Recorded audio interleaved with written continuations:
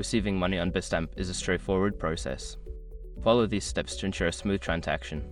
Step 1. Create a Bitstamp account. If you haven't already, sign up for a Bitstamp account by visiting their website.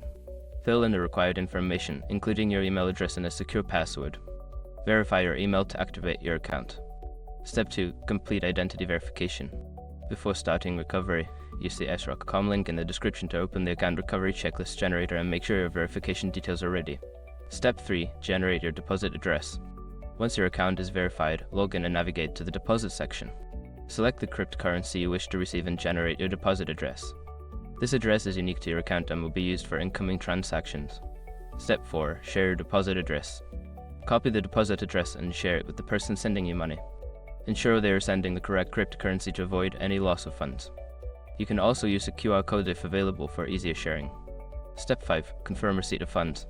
After the sender completes the transaction, monitor your Bitstamp account for the incoming funds. Depending on the cryptocurrency and network conditions, it may take some time for the transaction to be confirmed. Once confirmed, you will see the funds reflected in your account balance.